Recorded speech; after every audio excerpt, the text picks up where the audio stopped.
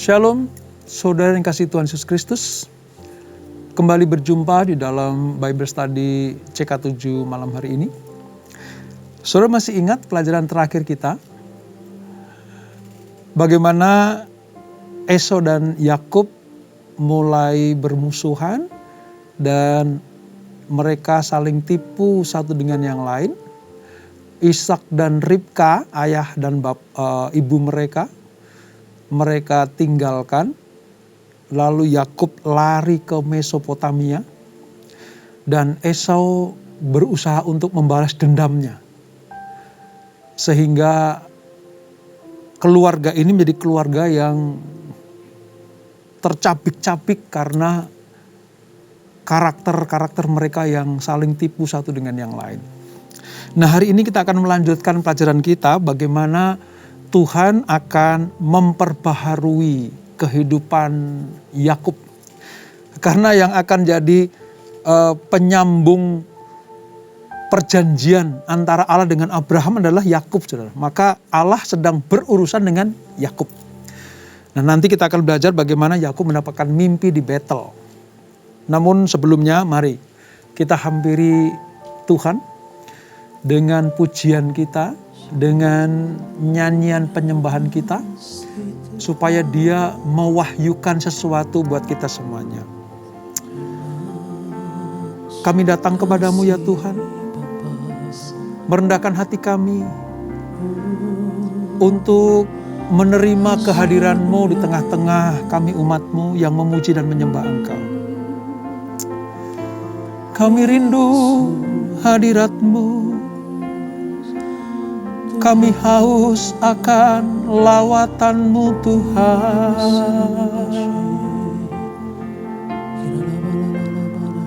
Jamah kami, urapi kami Tuhan. Urapi kami yang merindukan Engkau. Shikirala rabayara larabala rabalara. Shikirala rabayara larabala rabala rabala rabala rabala rabala. Haleluya. Haleluya. Inala raba shikirala rabayara larabayara. Shikirala rabayara. Hanya dekat Allahku, rasa tenang hatiku, Kau sertai jalanku sepanjang hidupku.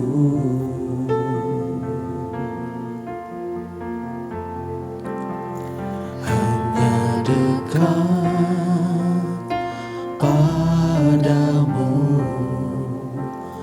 ada kekuatan baru. Kaulah perlindunganku, keselamatanku.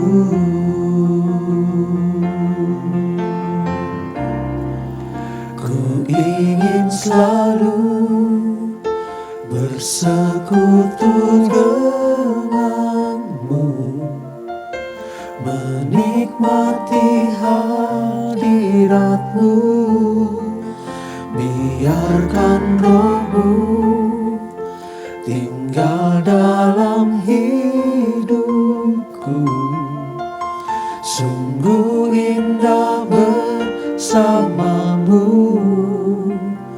selamanya.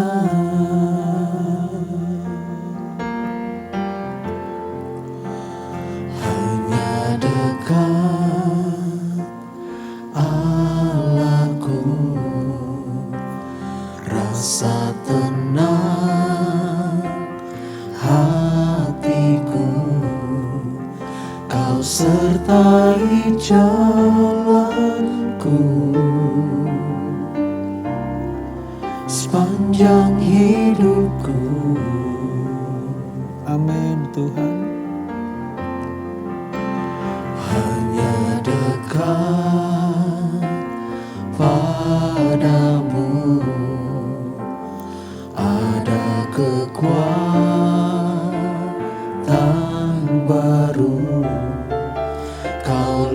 perlindunganku, keselamatanku.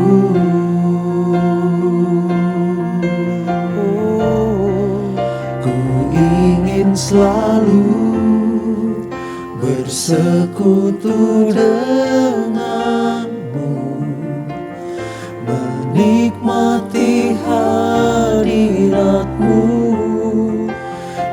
Biarkan rohmu tinggal dalam hidupku. Sungguh indah bersamamu. Ku ingin selalu bersekutu denganmu, menikmati hadiratmu. Biarkan rohmu tinggal dalam hidupku. Sungguh indah bersamamu. Ku ingin selalu bersekutu denganmu, menikmati hadiratmu. Biarkan rohmu tinggal dalam hidupku. Sungguh indah bersamamu. Ku ingin selalu, Ya Tuhan, bersekutu denganmu. ini kerinduan kami Tuhan. Menikmati hadiratmu. Biarkan rohmu tinggal dalam hidupku. Sungguh indah bersamamu. Sungguh indah bersamamu. Sungguh indah bersamamu selamanya. Haleluya, haleluya, haleluya, Yesus, haleluya. Terima kasih Tuhan, terima kasih Bapa, terima kasih Yesusku.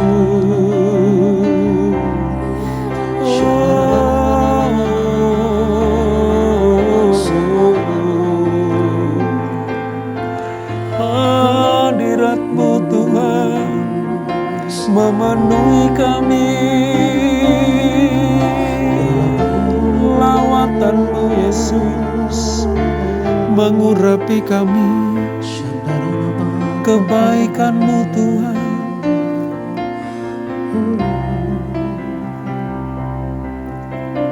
Yesus kau segalanya bagiku. Amin Tuhan. Tak ada yang dapat menggantikanmu. Yesus kau kekasih jiwaku. Tak ada yang dapat memisahkanku dari kasih-Mu, dari kasih-Mu. Kau segalanya bagiku. Amin Tuhan. Kau segalanya di hidupku. Ku angkat tangan menyembah-Mu. Ku angkat suara memuji-Mu.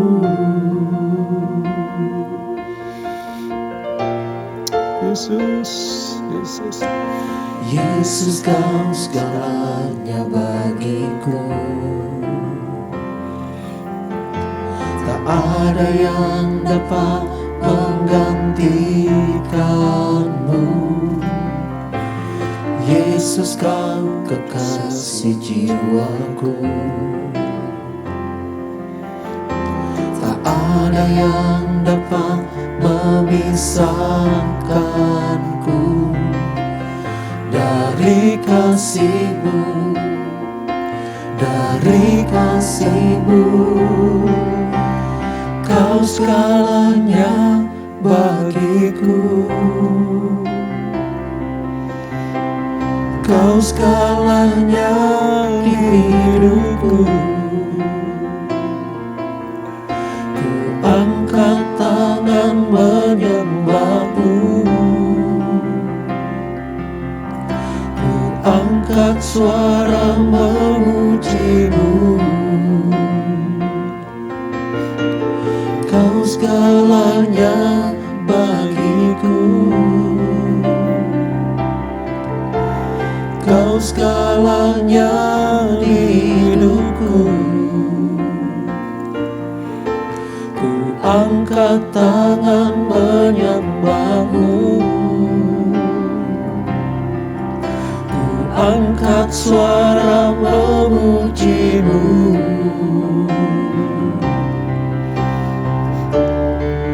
Yes Lord.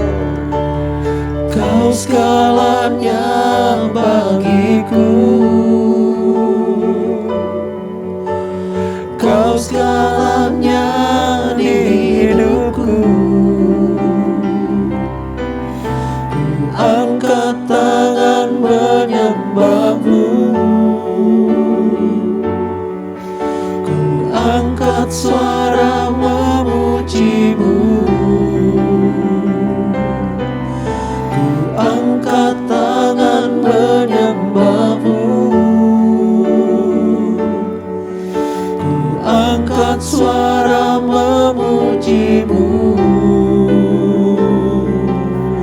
Ku angkat tangan menyembah-Mu.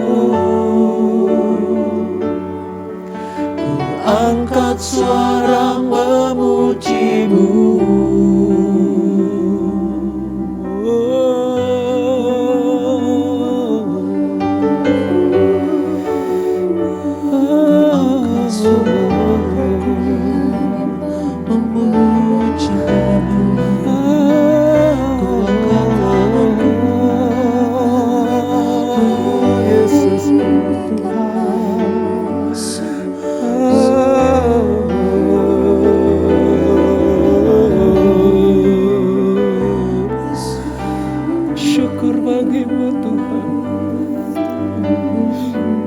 Syukur bagimu Yesus.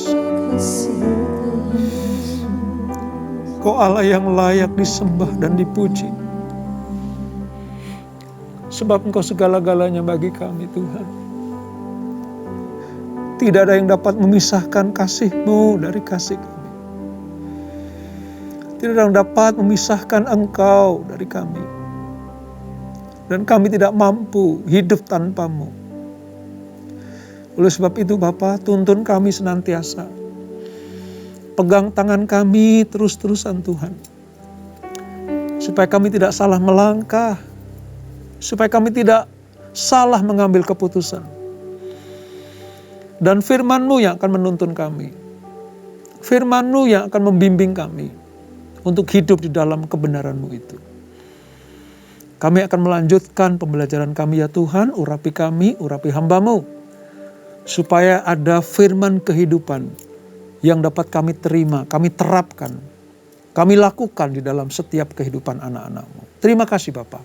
Di dalam nama Yesus, kami sudah berdoa dan mengucap syukur kepada-Mu. Haleluya. Amin. Amin. Saudara merasakan jamaah dan hadirat Tuhan? Saya sangat menikmatinya saudara, bahwa Allah ada di tengah-tengah kita.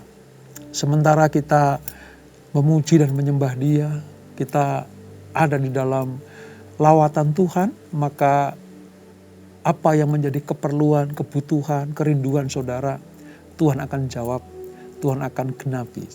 Baik, kita akan melanjutkan pembelajaran kita dari Kejadian pasal yang ke-28 saudara. Kejadian 28, Perjanjian Lama halaman sekitar 28.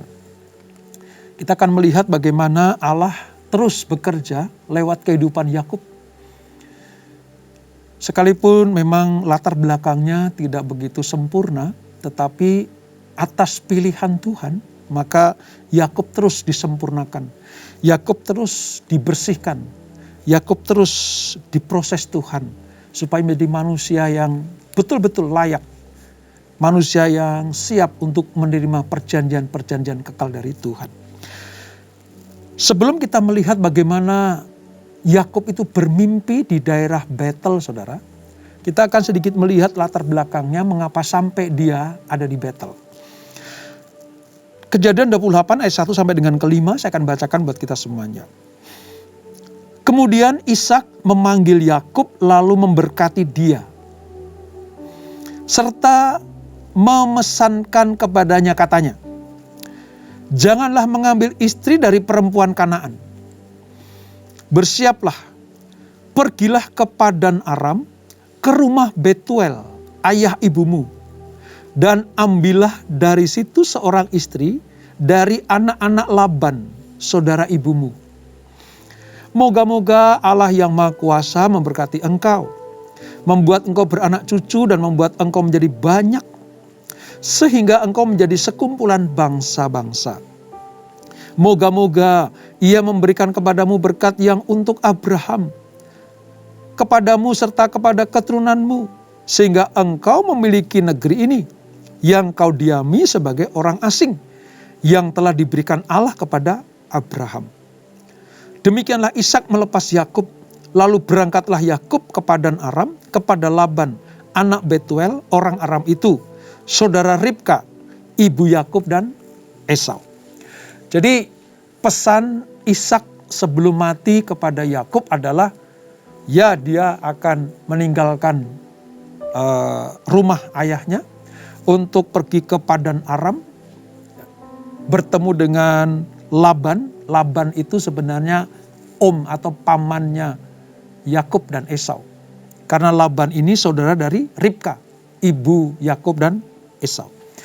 Lalu perintah yang sangat penting juga bahwa Yakub dilarang untuk menikah atau mencari istri atau orang Kanaan. Tidak boleh.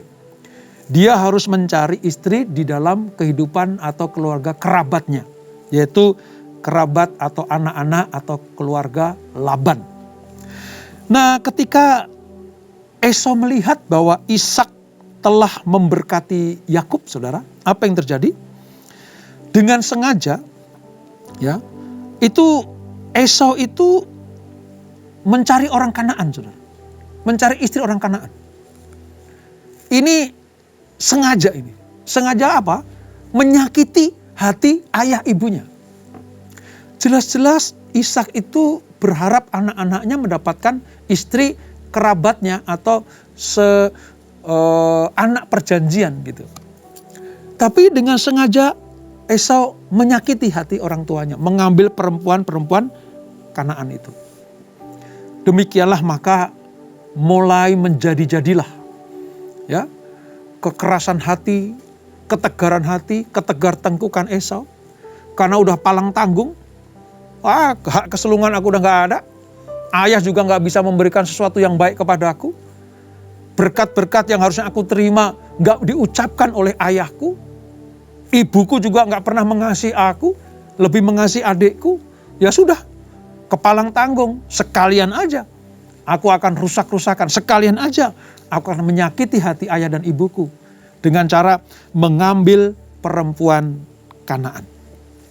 Nah, ayat 9 dari pasal 28 ini, ia pergi ke Ismail, kepada Ismail. Jadi Esau pergi kepada Ismail dan mengambil Mahalat menjadi istrinya. Di samping kedua istrinya yang telah ada. Mahalat adalah anak Ismail, anak Abraham, adik Nebayat. Maka nanti kalau sudah dengar kata-kata Kedar dan Nebayot itu adalah keturunan Ismail. Di mana nanti Esau, ya, anak Ishak dan Ribka ini justru menjadi bagian dari orang Ismail karena mengambil istri orang Ismail. Disebut sebagai keluarga Nebayot. Nah, ketika hal itu dilihat oleh Ribka bersama dengan Ishak, mereka sangat sedih hatinya. Bagaimana anak-anak perjanjian, bagaimana saudara kembar ini, yang satu dengar-dengaran pada orang tua, yang satu lagi secara sengaja menyakiti hati ayah dan ibunya. Itu membuat kehidupan Ishak dan Ribka makin menjadi-jadi kesedihannya. Akibat apa sih saudara? Ini akibat dari atas tadi tuh. Dari pelajaran yang dahulu. Bagaimana mereka tidak bisa menciptakan keluarga yang harmonis. Keluarga yang unity dan bersatu. Akhirnya tercerai-berai seperti ini. Belum lagi Yakub harus keluar. Mereka harus lari dari kakaknya Esau. Nah, di dalam pelarian itu saudara, tibalah Yakub di daerah yang namanya Betel. Ya, mari kita lihat Betel itu seperti apa. Ayat 10 saya akan bacakan nanti sampai dengan ayat 15 ya. Kejadian 28 ayat 10 demikian firman Tuhan. Maka Yakub berangkat dari Beersheba dan pergi ke Haran. Ia sampai di suatu tempat dan bermalam di situ. Karena matahari telah terbenam.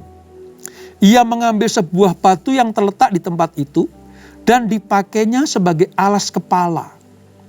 Lalu membaringkan dirinya di tempat itu.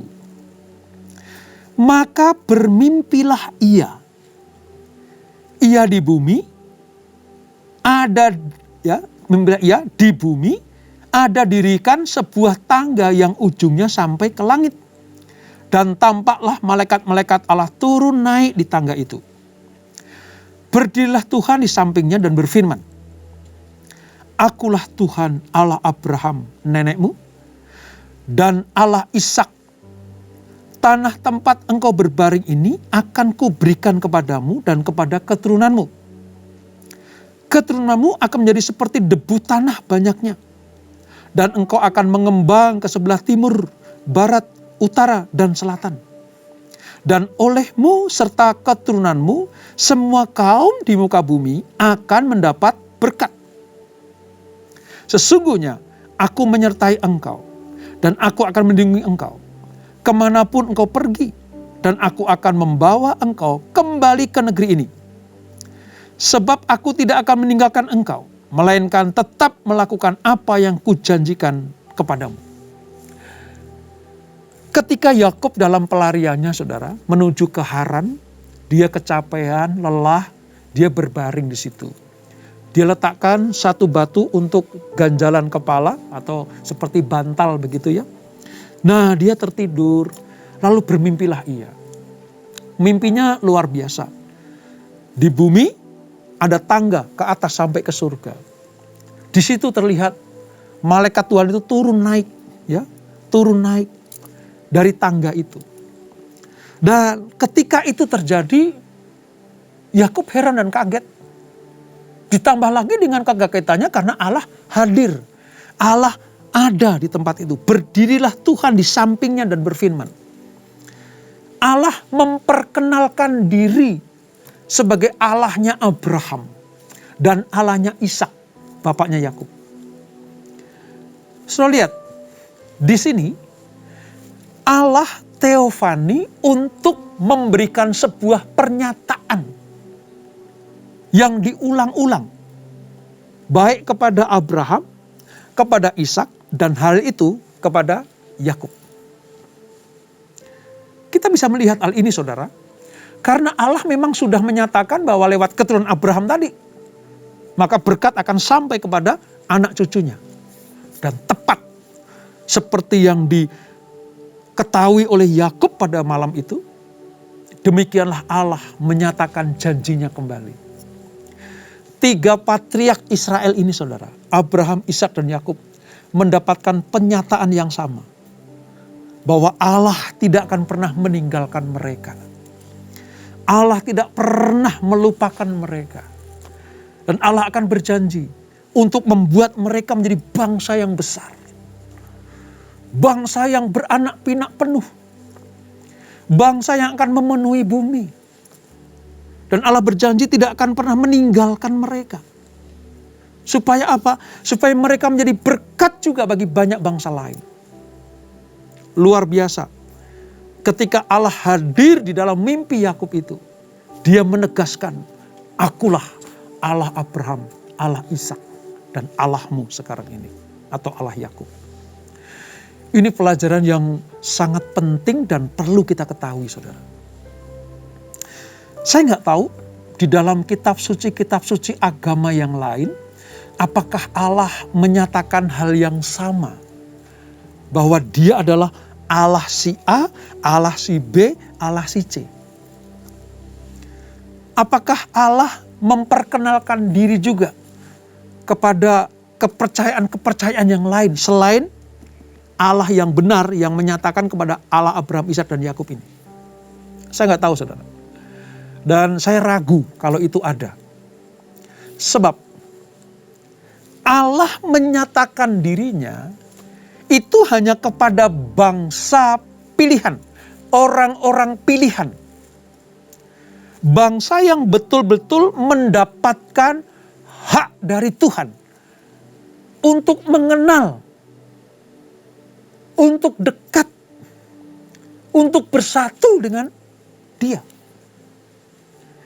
Inilah hak istimewa yang diterima oleh Abraham, Ishak, dan Yakub dan keturunannya.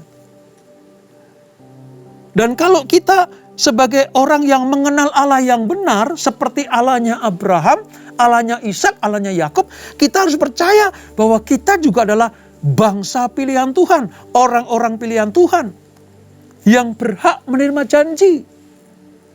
Seperti yang diterima Abraham, Ishak, dan Yakub. Sekali lagi, saya tidak ingin membawa kita supaya kita menjadi orang-orang Yahudi, orang-orang Israel. No. Ya, tidak seperti itu. Tapi yang kita pelajari, kita imani adalah kalau kita memiliki iman yang sama seperti Abraham, Ishak, dan Yakub, percaya kepada Allah yang benar, dalam hal ini kepada Tuhan Yesus Kristus, maka perjanjian Allah kepada mereka bertiga itu sampai kepada kita juga, saudara. Ini yang ingin Tuhan mengerti bagi anak-anaknya. Tuhan pengen supaya kita tuh tahu bahwa kita adalah anak-anak perjanjian. Secara darah daging, kita tidak menjadi keturunan Abraham. Ingat ya, secara darah daging. Tapi lewat iman kita. Lewat iman kita lah, maka kita disebut sebagai keturunan Abraham. Di Galatia 3 itu. Kita berhak terima janji Allah. Karena kita juga mempercayai Allahnya Abraham, Allahnya Ishak, Allahnya Yakub yang nanti akan menurunkan Mesias, yaitu Tuhan Yesus. Wow, luar biasa, saudara. Semakin kita mendalami pengertian firman Allah ini, semakin kita yakin bahwa iman kita tidak salah. Iman kita pada jalur yang benar. Iman kita on the track. Artinya seperti yang Tuhan mau. Ya.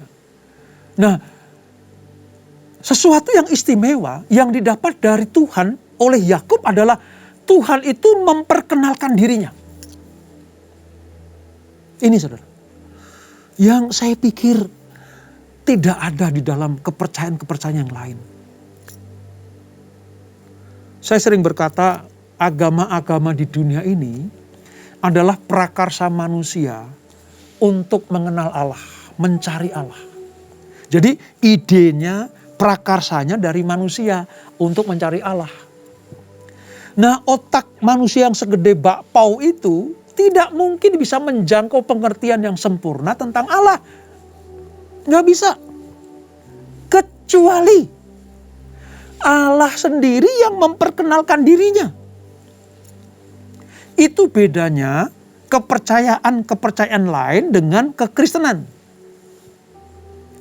Kalau kekristenan adalah prakarsa Allah untuk dikenal oleh manusia. ide Allah untuk dikenal oleh umatnya. Itu kekristenan. Seperti yang terjadi kepada Yakub ini. Ketika dia mimpi, itu darah Luz namanya, Luz. Darah Luz nanti diubah menjadi Betel. Bagaimana Allah memperkenalkan dirinya. Nah, kalau Allah yang memperkenalkan dirinya, maka manusia bisa melihat, manusia bisa merasakan, manusia bisa menemukan. Tapi kalau ide dari manusia, sulit untuk ketemu sama Tuhan. Kalau Allah tidak memperkenalkan dirinya. Makanya saya mau katakan begini saudara, kita menyembah Allah yang kita kenal. Ya. Kepada perempuan Samaria di dalam Injil Yohanes, Yesus itu mengatakan begini, hei perempuan Samaria, kamu menyembah Allah yang tidak kamu kenal. Kami, orang-orang pilihan Tuhan, orang-orang Israel, keturunan Abraham, Ishak dan Yakub, itu menyembah Allah yang kita kenal. Saya peringatan buat kita semuanya, saudara. Ketika penyembahanmu, persembahanmu, ibadahmu, pelayananmu, engkau tujukan kepada Allah yang kita kenal, maka itu tidak sia-sia. Sia-sialah manusia kalau menyembah, memuji, beribadah, melayani kepada Allah yang tidak dikenal. Kabar baik malam hari ini buat kita semuanya. Seperti Allah memperkenalkan dirinya kepada Yakub di Betel itu. Demikianlah Allah memperkenalkan dirinya kepada kita semuanya lewat Tuhan Yesus Kristus. Lewat Tuhan Yesus Kristus maka kita bisa kenal Allah kita. Seperti para murid tanya kepada Yesus, Guru, tolong dong tunjukkan Bapa itu seperti apa. Kenalin dong kepada Bapa yang di surga. Yesus bilang begini kepada para muridnya, hah? Sudah sekian lama kamu bersama-sama dengan aku dan kamu tidak kenal Bapa? Kalau engkau melihat aku, engkau melihat Bapa. Ini artinya apa? Bapa memperkenalkan dirinya kepada para murid lewat Tuhan Yesus. Seperti kepada Yakub di Betel lewat mimpinya. Demikianlah kita bukan hanya bermimpi, tapi kita punya iman bahwa Yesus Kristuslah yang menjadi perantara kita. Seperti malaikat turun naik di tangga itu menjadi perantara supaya Yakub kenal Allah. Demikianlah kita mengenal Allah yang benar. Karena kita adalah orang-orang pilihan. Nah, sedikit tentang arti kata Betel, saudara. Ya, di ayat yang ke-19. Ia menamai tempat itu Betel. Dahulu nama kota itu Luz. Ayat 19 itu. Setelah mengalami hadirat Tuhan, mendapatkan penyataan dari Tuhan, Yakub menamai Luz sebagai Betel. Betel itu Bait El. Ya, Bait El. Bait itu rumah. Bait nanti keluar kata bait, ya, bait Allah itu kan ya. Bait El. Jadi Bait El, baitnya Allah atau rumah Allah. Itu melambangkan apa? Bahwa setiap tempat di mana anak-anak perjanjian itu ada, maka Allah akan ada di situ, hadir terus. Kan menyatakan tadi, aku akan menyertai engkau. Gitu. Nah, penglihatan Yakub tentang tangga menggambarkan tentang apa, saudara? Tentang mediasi antara surga dan bumi lewat kehadiran Tuhan. Itu tangga. Dan saya mau katakan begini, tangga rohani kita, mediator kita yang menyambungkan antara langit dan bumi. Orang-orang di bumi dengan surga sana adalah Tuhan Yesus Kristus. Kenapa seperti itu, saudara? Saya akan buktikan dengan apa? Dengan Yohanes 1 ayat 51. Kita baca ya, Yohanes 1 ayat 51. Demikian firman Tuhan, Yohanes 1 ayat 51. Lalu kata Yesus kepadanya, ini tentang murid-murid yang pertama yang begitu dia. Lalu kata Yesus kepadanya, "Aku berkata kepadamu, sesungguhnya engkau akan melihat langit terbuka dan malaikat-malaikat Allah turun naik kepada Anak Manusia." Jelas ya? Peristiwa di Betel atau di Luz itu disempurnakan oleh kehadiran Yesus ketika dia berkata kepada para murid-muridnya bahwa murid-murid akan melihat ya, langit terbuka dan malaikat akan turun naik kepada Anak Manusia. Artinya menjadi mediator akan pengenalan manusia kepada Yesus Kristus sebagai anak Bapa yang tunggal itu. Yohanes 3:16 mengatakan, karena begitu Allah mengasihi manusia, mengasihi dunia ini, diberikan anak yang tunggal, supaya barang siapa yang percaya kepadanya tidak binasa, melainkan boleh hidup yang kekal. Peristiwa di Betel, di rumah Allah itulah yang dialami oleh Yakub, lalu disempurnakan oleh kedatangan Yesus Kristus. Betel, rumah Allah, ya, baitnya Allah. Yesus Kristus adalah bait Allah itu sendiri yang turun ke dunia. Kalau dulu Yakublah yang membuat mezbah itu. Sekarang mezbah Allah sendiri turun lewat Yesus Kristus. Siapa yang percaya dan tidak menolak Yesus, dia akan mendapatkan kehidupan yang kekal. Jadi sekarang saudara mengerti mengapa Yakub sekarang itu betul-betul merasakan mengandalkan Tuhan. Betul-betul gak pakai cara-cara yang lama lagi. Bukan lewat kelicikannya, bukan lewat tipu dayanya. Sekarang Yakub betul-betul ada di dalam kendali Tuhan. Dan hebatnya, Yakub menyerahkan hidupnya kepada Tuhan. Dulu si penipu, ya, Allah sedang persiapkan menjadi pribadi yang berbeda. Dulu tukang bohongin orang, licik kepada orang lain. Tapi Tuhan mau ubah Yakub menjadi manusia yang berbeda. Nanti akan kita lihat pelajaran berikutnya, saudara. Bagaimana Allah merubah Yakub menjadi pribadi yang luar biasa.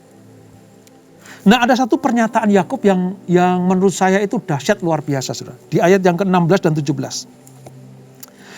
Di dalam mimpi itu, dia melihat tangga, lalu malaikat turun naik. Apa yang dikatakan Yakub? Ayat 16. Ketika Yakub bangun dari tidurnya setelah sadar, saudara, berkatalah ia, sesungguhnya Tuhan ada di tempat ini dan aku tidak mengetahuinya. Jadi, ternyata Allah ada di tempat ini. Aku gak sadar kalau aku tidak dibangunkan oleh Allah itu sendiri. Kalau Allah tidak menyatakan dirinya, aku gak tahu. Kira-kira seperti itu. Ayat 17. Ia takut dan berkata. Takut ini berbeda dengan ketakutan Yakub ketika dia dikejar-kejar Esau. Ya, tapi takut yang ini berbeda, saudara. Ia takut dan berkata, alangkah dahsyatnya tempat ini. Ini tidak lain dari rumah Allah. Ini pintu gerbang surga. Yakub membuat pernyataan yang luar biasa ketika dia menyebut ini tempat yang dahsyat, gerbang surga. Ya, dikatakan ini pintu gerbang surga, rumah Allah. Jadi kalau kita tinggal di rumah Allah, di Betel, pintu gerbang surga itu, maka kita bisa melihat, merasakan, menikmati hadirat Tuhan. Pantesannya, saudara, ada firman dikatakan, jangan kamu melalaikan ibadah-ibadahmu, pertemuan-pertemuan ibadah, itu bukan hanya relasi dengan manusia, tapi di rumah Allah, di Betel, di pintu gerbang surga itulah kita bisa menikmati hadirat Tuhan. Dan suara yang didengar oleh Yakub itu, saudara, itu kata-kata yang memberikan pengharapan. Kehadiran yang aktual dari Tuhan. Sehingga dia memperkenalkan dia sebagai El Shaddai, Allah yang akan mencukupkan, Allah yang akan memenuhi setiap kebutuhan Yakub. Bukankah itu yang kita rindu-rindukan, saudara? Oleh sebab itu, jangan pernah saudara meninggalkan Betel, rumah Allah. Ya, kehadiran Tuhan. Pintu gerbang surga. Supaya apa? Supaya apa yang diberikan Allah kepada Yakub diberikan juga kepada saudara dan saya. Mari, Yesuslah Tuhan dan Juru Selamat kita. Dia yang memperkenalkan dirinya sebagai anak Bapa yang tunggal itu. Supaya kita diperdamaikan dengan Bapa. Kita bisa melihat Bapa dan menikmati Bapa. Caranya apa? Tinggallah di dalam hadirat Tuhan. Di Betel, di rumah Allah. Maka berkat-berkatnya akan dilimpahkan. Kita tundukkan kepala. Bapa di surga, terima kasih untuk pelajaran pada hari ini. Kami diingatkan lewat kehadiran Tuhan, maka kami akan mendapatkan damai sejahtera dan pengharapan atas perlindungan dan penyertaan Tuhan. Seperti yang dialami oleh Yakub di Luz, bagaimana dia mendapatkan penyataan Tuhan. Ketika sadar dalam mimpinya, maka Yakub langsung bangun, menyatakan pernyataan imannya bahwa ini adalah rumah Allah. Maka Luz diubah menjadi Betel, bait Allah, rumah Allah. Ini pintu gerbang surga. Jadikan kami manusia-manusia yang bisa menikmati hadirat Tuhan, menikmati janji-janji Tuhan. Sebab Tuhanlah yang menyatakan dirinya kepada kami. Itulah keuntungan kalau kami percaya kepada Allah yang benar. Tuhanlah yang memperkenalkan dirinya kepada kami. Terima kasih Bapak. Terima kasih untuk pelajaran pada hari ini. Berkati anak-anak-Mu. Supaya kami senantiasa semakin cinta kepada Tuhan. Mengasihi Yesus Kristus. Hormat, tunduk, taat, setia kepada perintah-perintahnya. Maka apa yang dijanjikan Allah akan digenapi dalam kehidupan kami. Berkati anak-anak semuanya. Kami percaya kesehatan, perlindungan, damai, sejahtera dan sukacita melimpah dan melingkupi kehidupan kami. Berkati seluruh anggota keluarga mereka. Berkati pekerjaan mereka. Berkati usaha bisnis mereka. Dan kami percaya seluruh anak-anak-Mu yang taat dan setia akan diselamatkan oleh Tuhan. Sebelum kami berpisah, kami akan terima berkat yang daripada-Mu. Kekasih-kekasih Kristus, arahkan hatimu kepada Tuhan, terimalah berkat, kasih anugerah dari Allah Bapa yang berlimpah-limpah. Di dalam anaknya yang tunggal Tuhan Yesus Kristus. Dan persekutuan yang dalam Roh Kudus menyertai kita semuanya. Mulai saat ini sampai Maranatha. Tuhan Yesus datang kedua kali menjemput kita semuanya. Bertemu di awan-awan yang permai. Menikmati kehidupan kekal sampai selama-lamanya. Yang diberkati. Sama-sama kita katakan, amin. Tuhan Yesus memberkati.